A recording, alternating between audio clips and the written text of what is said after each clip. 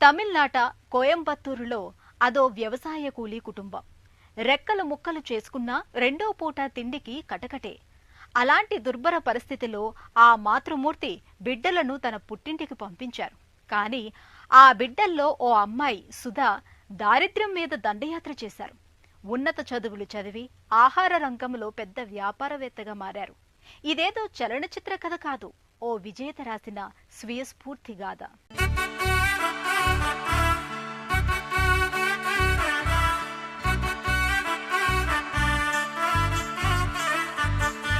ఇది కోయంబత్తూరులో ఓ విజేత కథ.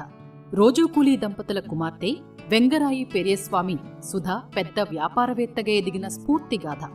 పాఠశాల టీచర్గా పనిచేసిన ఆమె ఇప్పుడు ఇనయ ఆర్గానిక్స్ పేరిట ఒక వ్యవస్థాపనను ప్రారంభించారు. కేవలం 2,000 రూపాయల పెట్టుబడితో ఆరంభమైన ఈ స్టార్టప్ నేడు లక్షల రూపాయల ఆదాయాన్నిస్తోంది. క్రమేణా అభివృద్ధి చెందుతోంది.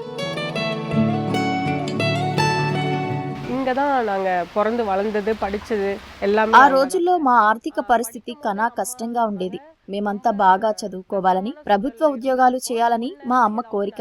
కానీ మా తోబుట్టువుల్లో అమ్మ మాటలను పాటించిన బిడ్డను నేనొక్కదాన్ని. పోస్టాவது వాంగిరుంగ, ఒరుతరాவது వాంగిరుంగ అప్పుడినాங்க. సుధా స్వగ్రామం తమిళనాడులోని నమక్కల్ జిల్లాలో కొలకట్టు పూడూరు. రెక్కాడితే కాని డొక్కాడని నిరుపేద కుటుంబంలో పుట్టారు. 3 పిల్లల్ని పోషించటానికి అమ్మా నాన్న ఎంతో కష్టపడ్డారు. ఎన్ని కష్టాలున్నా చదువు నేర్చి బతుకు మార్చుకోవాలని తల్లి తన బిడ్డలకు చెబుతుండేవారు. అమ్మ మాటల స్ఫూర్తితో సుధా చదువుతోనే ఉజ్వల భవిత సాధ్యమని విశ్వసించారు. ఇది அடுத்ததா என்ன మేజర్ எடுக்கலாம் அப்படினா అమ్మ சொன்னாங்க இல்ல 12th. నేను నా భవిష్యత్తుపై ఆలోచనలో ఉన్నాను. కుటుంబ పోషణకు కొంతకాలం పొలం పనులు చేయాలని అమ్మ చెప్పింది. అయితే ఈ దిశగా అప్పటికే అన్న చెల్లెలు ఆమెకు సహకరిస్తున్నారు. నాకేమో చదువంటే ఎంతో ఇష్టం.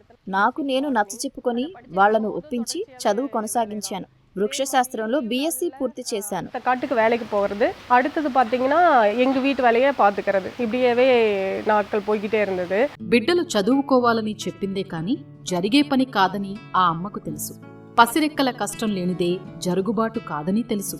ఓ కష్టకాలంలో బిడ్డకు తిండి పెట్టలేక సుధా సహా ఆమె అన్న చెల్లిని ఆ మాతృమూర్తి తన పుట్టింటికి పంపించారు.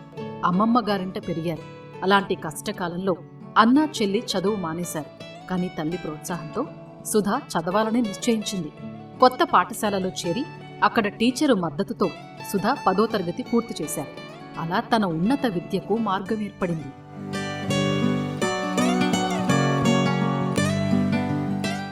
வரணும் எங்களுக்கு எனக்காக பார்த்துட்டு இருந்தாங்க. ஏதோ வரணும் அமையல, அதனால எனக்கு இந்த படிக்கிற வாய்ப்பு கிடைச்சது MSc.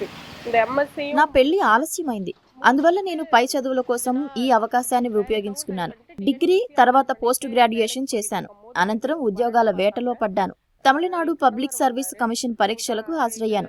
ఆ సమయంలోనే నా వివాహమైంది. అయినా పరీక్షలకు హాజరు కావాలని భర్త నన్ను ఎంతో ప్రోత్సహించారు. కొంతకాలానికి చెన్నైకి మారాం. కుటుంబ పోషణకు భర్త ఓ చిన్న కంపెనీలో చేరాడు. అక్కడ మొదటి బిడ్డకు జన్మనిచ్చాను. కొంతకాలం తర్వాత మేము కోవైకి మారిపోయాం. படிக்க வைக்க முடியும், என்ன பண்ணலாம் அப்படினு சொல்லிட்டு நாங்க கோயம்புத்தூர் வந்துட்டோம்ங்க. 2011లో సుధా దంపతులు కోయంబత్తూరు వెళ్లిపోయారు. అక్కడ ఆమె ఓ ప్లే స్కూల్లో టీచర్గా చేరారు. ఇక్కడ పనిచేస్తున్న కాలంలోని ఆరోగ్యదాయక ఆహార ప్రాధాన్యం తెలిసి వచ్చింది. ఇలాంటి మంచి ఆహారం తయారు చేసి తేవాలని పిల్లలకు ఛాలెంజ్ తరహా పరీక్ష పెట్టారు. కుమార్తె పాలకూర సహా ఇతర ఆకుకూరలు తినటం లేదు. అప్పుడు కొన్ని పొడులు, మసాలా పొడులు జోడించి చేస్తే చక్కగా తినేది. వాటిని స్నేహితులు రుచి చూసి ప్రోత్సహించారు. இந்த ஸ்கூல் போய்கிட்டு இருக்கும் போதே எங்களுக்கு நாங்க எங்களோட குழந்தைங்களுக்கு என்ன சொல்றோம்னா, కోవైలో చిన్నారులకు పాఠాలు చెప్పడానికి ప్రీ స్కూల్లో టీచర్గా వెళ్లాను. ఆ సమయంలో విద్యార్థులకు ఇంట్లో తయారైన సేంద్రియ ఆహారమే తినాలని చెప్పాను. మా ఇంట్లో కూడా అదే ఆచరించాను. ఒకరోజు మా అమ్మాయి కోసం ఆరోగ్యదాయకమైన రసం పొడిని తయారు చేశాను.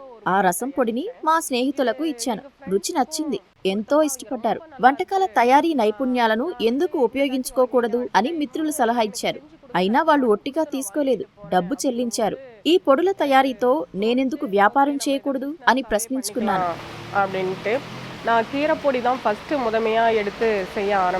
కేవలం 2,000 రూపాయల ప్రారంభ పెట్టుబడితో సుధా 2018లో ఇనయ ఆర్గానిక్స్ అనే వ్యాపార వ్యవస్థాపనను ప్రారంభించారు.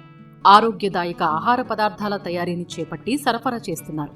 ఈ ఆహారోత్పత్తులలో భోజనంలో తినే 37 రకాల పొడులు, తయారీలో వాడే మసాలాలు, మరికొన్ని పదార్థాలున్నాయి.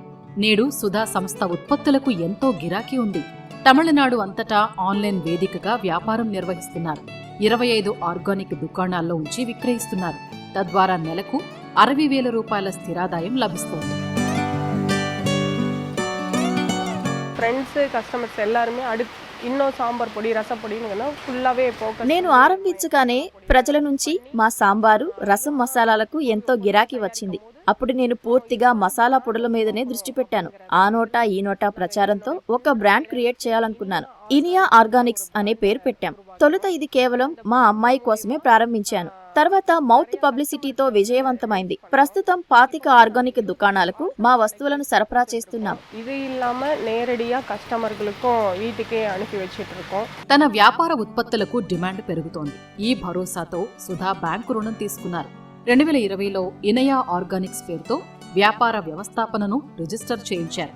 కాఫీ, మిరియాలు, కొండ అరటి పండ్లకు బిజినెస్ ను విస్తరించారు. ఆర్థిక విజయం సమకూరటమే కాదు, అక్కడి మహిళలకు నియమించారు. సేంద్రియ సేద్యాన్ని ప్రోత్సహించి మహిళా సాధికారతను కల్పించారు. పర్యావరణ పరిరక్షక లక్ష్యాలకు అనుగుణంగా సమాజాన్ని ప్రభావితం చేశారు. ఇనియా ఆర్గానిక్స్ வந்துட்டு సత్తి మసాలా సుయశక్తి అవార్డ్స్ మాకు శక్తి మసాలా, సూర్యశక్తి పురస్కారాలు లభించాయి. అలాగే హెర్బల్ ఫుడ్ ప్రొడక్ట్స్ అవార్డులను సాధించాం. పెరియకులంలోని తమిళనాడు హార్టికల్చర్ విభాగంలో సంబంధిత మసాలా తయారీ కోర్సులు చేశాను. మేము మా ఉత్పత్తులను వినియోగదారులకు, దుకాణాలకు సరఫరా చేస్తున్నాం. మా ఆర్గానిక్ ఉత్పత్తుల ఘుమఘుమలు కోల్కతా, ముంబై, ఢిల్లీని తాకాయి. ఢిల్లీ అది వరకు நம்ம కొరియర్ పోட்டுட்டு இருக்கோங்க.